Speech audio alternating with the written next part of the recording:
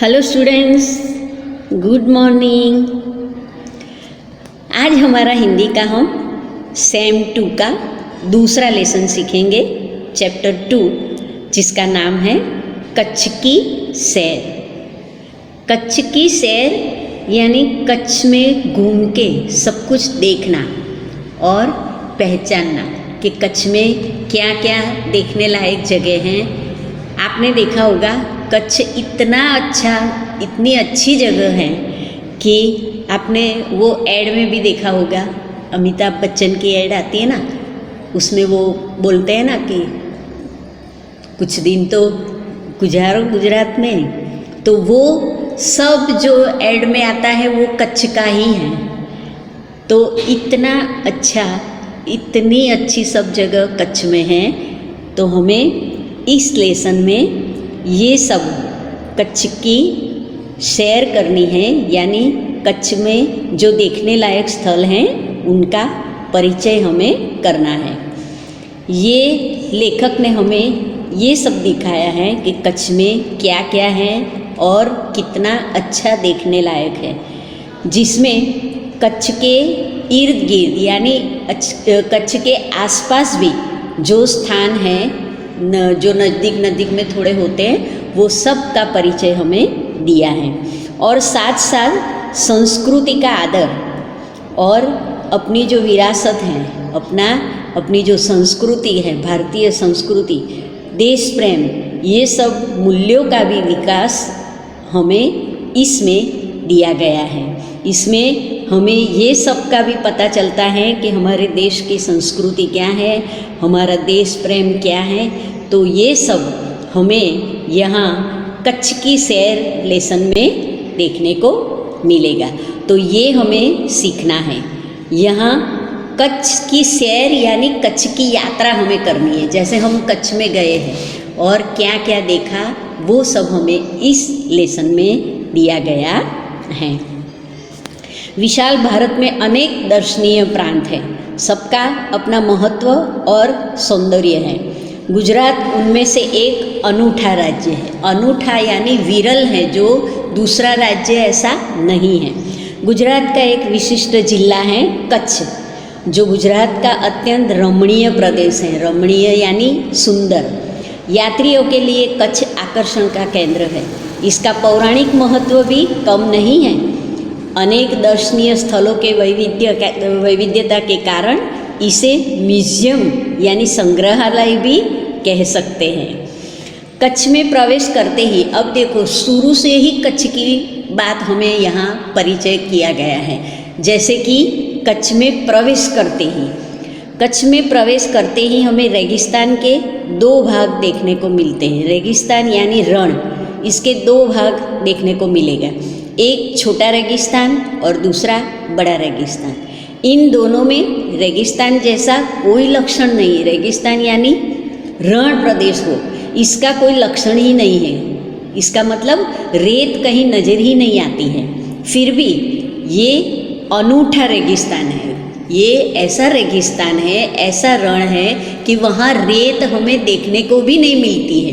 तो इसीलिए ये कैसा है? अनूठा है। कैसा है? अनूठा है। तो ये हमें अब इस लेसन में देखना है। सामखियाली को हम कच्छ का प्रवेश द्वार कह सकते हैं। सामखियाली वो एक जगह है, इसे हम कच्छ का प्रवेश द्वार कह सकते हैं। यानी कि कच्छ में प्रवेश करने के लिए कहाँ से जाना पड़ता है? सामखियाली। इसीलिए वो कच्छ का प्रवेश द्वार है। कच्छ की यात्रा यहीं से आरंभ होती है। प्रवेश द्वार है यानी यहीं से कच्छ शुरू होता है। कच्छ की यात्रा यहाँ से शुरू होती है, आरंभ होती है यानी शुरू होती है। यहाँ से उत्तर दिशा की ओर यात्रा का प्रारंभ होता है। रापर से धोलावीरा पहुँचते ही हमारी प्राचीन संस्कृति मोहेंजोदड़ो का स्मरण हो जाता है। हमने हिस्ट्री में भी बहुत पहले पढ़ा है कि मोहेंजोदड़ो वो भी कहाँ की संस्कृति है? कच्छ की। धोलावीरा और रापर ये शहर का नाम है। ये स्थान 5000 वर्ष के अवशेषों का अंग है। इस प्राचीन नगरी के दर्शन से ही हम चकित रह जाते हैं, यानी हमें आश्चर्य हो जाता है। हमें प्राचीनता में आधुनिकता के दर्शन होते हैं। ये प्राचीन होते हैं यानी बहुत बहुत ओल्ड होता है, लेकिन हमें आधुनिकता यानी नया हमें इसमें देखने को मिलता है। सामखियाली से पश्चिम की यात्रा करते भचाऊ नज़र आता है। ये एक शहर है भचाऊ, वो दिखता है। जो बड़ा गांव है जैसे नगर, वहाँ से गांधीधाम औद्योगिक कारखानों का शहर है। वहाँ से दूसरा है गांधीधाम शहर है, वो कारखानों का शहर है। यहाँ सिंधी प्रजा पाकिस्तान से आकर स्थायी हुई है। गांधीधाम, आदिपुर तथा गोपालपुरी उद्योगों के कारण विकसित हुए दिखाई देते हैं। आदिपुर में गांधी स्मृति तथा पास ही कंडला बंदरगाह का बड़ा महत्व है। कंडला का विकास यहाँ की प्रजा के लिए महत्वपूर्ण है। कंडला ये भी एक शहर का नाम है। कंडला से दक्षिण की ओर भद्रेश्वर अति प्राचीन जैन यात्राधाम है। किसका यात्राधाम है? जैन का, भद्रेश्वर। संगमरमर से बना 2500 वर्ष पुराना जिनालय भूकंप में खंडित हुआ था। आपको पता है ना, 2002 में वो भूचाल या भूकंप आया था, तब कच्छ की बहुत बर्बादी हुई थी, बहुत कच्छ में नुकसान हुआ था। इसीलिए ये सब खंडित हो गया था, यानी टूट गया था। लेकिन उसके पुनः निर्माण का कार्य जोरों से चल रहा है। पुनः निर्माण यानी फिर से उसे खड़ा करने के लिए, फिर से उसे अच्छा बनाने के लिए जोर शोर से काम चल रहा है। इसे आधुनिकता का स्पर्श मिला है। मुंद्रा शहर तहसील मुख्यालय भी है। मुंद्रा वो भी एक शहर है, वो भी अपने मुख्यालय, सब जो कचेरी होती है, जो ऑफिसें होती है, वो वहाँ होती है। यहाँ अनेक उद्योग के कारण विकास की दिशा खुली है। यहाँ बहुत सारे उद्योग हैं, इसके लिए विकास ज़्यादा होता है। समुद्र के किनारे बंदरगाह विकसित हुआ है। यहाँ कुछ प्राचीन इमारतें हैं। समुद्र के किनारे तटीय यात्रा करते हुए हम मांडवी पहुँचे। अब देखो, मांडवी ये भी एक शहर है, वहाँ पहुँचे। मांडवी अति सुंदर बंदरगाह है। ये जो मांडवी है वो अति सुंदर यानी बहुत ही सुंदर बंदरगाह है, जो बीच है। बड़ा प्राचीन नगर है। यह शहर राजा के महल, पवन चक्कियों तथा समुद्र तट के कारण अधिक दर्शनीय बना है। दर्शनीय यानी देखने लायक बना है। यहाँ VRTI ग्राम्य संस्था है, 72 जिनालय है। पास ही बिदड़ा गांव में अंतर्राष्ट्रीय अस्पताल भी है। मांडवी से आगे चलते हुए डुमरा, कोठीरा, सुधरी और जखो ये महत्वपूर्ण गांव हैं। जैनों का प्राधान्य यहाँ नज़र आता है। यहाँ कौन ज़्यादा है? जैन समुदाय के लोग ज़्यादा हैं। नलिया शहर तहसील का केंद्र है। नलिया आपको पता होगा, जब भी ठंडी का, गर्मी का वो जब समाचार आते हैं, हमें न्यूज़ मिलते हैं टीवी में, तो सबसे पहले नलिया की बात होती है। इसके बाद यहाँ वायुसेना का भी मुख्य अड्डा है, यानी वायुसेना भी यहाँ कच्छ में नलिया के पास है। नलिया से 1 घंटे की यात्रा करने के बाद नारायण सरोवर, देखो बहुत बड़ा सरोवर है ये जिसका नाम है नारायण सरोवर। ये नलिया से 1 घंटे की यात्रा यानी 1 घंटे दूर जाए हम तो नारायण सरोवर अति प्राचीन पौराणिक धार्मिक स्थान आता है। इस स्थान को रामायण काल का माना जाता है। जब रामायण लिखा गया था और रामायण हमने पढ़ा है, तो इसके रामायण के समय का ये स्थान माना जाता है। इस स्थान को रामायण काल का स्थान माना जाता है। वहाँ कोटेश्वर नामक दर्शनीय मंदिर है। कोटेश्वर का दर्शनीय यानी देखने लायक मंदिर है, जहाँ से रावण गुजरा था। यह पूरे भारत का प्राचीन स्थान माना जाता है। सूर्योदय और सूर्यास्त दर्शन यहाँ का बड़ा आकर्षण है। सूर्योदय और सूर्यास्त यानी सनसेट और सन जो उदय होता है, यानी सन जब भी शुरू होता है, सूर्य अस्त होता है और उदय भी होता है शुरू में। ये दोनों यहाँ बहुत देखने लायक होता है। नारायण सरोवर से आगे की यात्रा में लखपत आता है, जो अति प्राचीन स्थल है। गुरु नानक की चरण रज से पावन इस भूमि पर गुरुद्वारा है। अब देखो, जो लखपत है वो प्राचीन स्थल है और वो गुरु नानक की चरण रज की पावन भूमि से बना है, तो ये उसकी पावन भूमि है। तो यहाँ कौन सा स्थल है? गुरुद्वारा है, जो गुरु नानक की चरण रज से पावन हुआ है। इस भूमि में गुरुद्वारा भी है। एक समय का समृद्ध शहर आज जीर्णावस्था में होते हुए भी दर्शनीय है। वो पहले के समय का एकदम जीर्णावस्था यानी बहुत पुराना है, लेकिन फिर भी वो देखने लायक है। यहाँ एक किला भी है। उसके बगल में पांध्रो खनिज संपत्ति के लिए भी प्रसिद्ध है, यानी जाना जाता है। साथ ही विद्युत निर्माण का यह केंद्र है। देखो, कच्छ में कितना कितना देखने लायक है और कितने कितने जरूरी स्थल हैं। सब संस्कृति हमारी आ जाती है, हमारे उद्योग भी आ जाते हैं, हमारे जो प्राचीन जो हमारे ग्रंथ हैं उनका भी सब कुछ आ जाता है, हमारी संस्कृति का सब कुछ यहाँ कच्छ में आ जाता है। तो साथ ही विद्युत निर्माण का भी केंद्र है। लखपत से मध्य कच्छ की ओर बढ़ने पर हाजी पीर, जो मुसलमानों के लिए श्रद्धा का केंद्र आता है, मुसलमान लोग जो हाजी पीर की यात्रा कहते हैं, वो हाजी पीर भी लखपत से आगे जाते हुए आता है। यहाँ पीर की मज़ार है, जो पीर की मज़ार यानी उसकी जो समाधि हम कहते हैं वो है। रेगिस्तान की झांकी यहाँ से होती है। अब देखो, पहले हमने देखा कि यहाँ 2 रेगिस्तान है, लेकिन शुरू से कहीं भी रेत दिखाई नहीं देती है। लेकिन यहाँ से जो हाजी पीर का जो स्थल है, वहाँ से रेगिस्तान की झांकी यानी थोड़ा थोड़ा रण जैसा हमें दिखता है।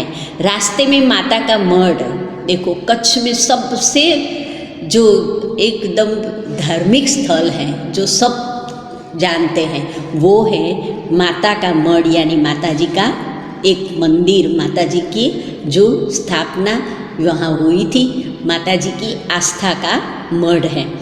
ये नाम का धार्मिक स्थान है जहाँ नवरात्रि के पर्व पर लोग पद यात्रा करते हुए श्रद्धा भाव से दर्शनार्थ आते हैं। पद यात्रा यानी चलकर सब लोग यहाँ नवरात्रि के टाइम में आते हैं। आगे नखत्राणा, ये देखो ये भी एक शहर है। तो नखत्राणा प्राकृतिक नज़ारों का केंद्र बना है। वो प्राकृतिक ऐसा कुदरती दृश्य जैसा है। रास्ते में चक्ष, पुरेश्वर मंदिर, वांढाई जैसे मनोहारी प्राचीन स्थान है। मनोहारी यानी बहुत आकर्षण सुंदर ऐसे प्राचीन स्थान हैं। अब कच्छ का मुख्य केंद्र भुज आते ही उसके वैभव का परिचय होता है। अब आता है भुज।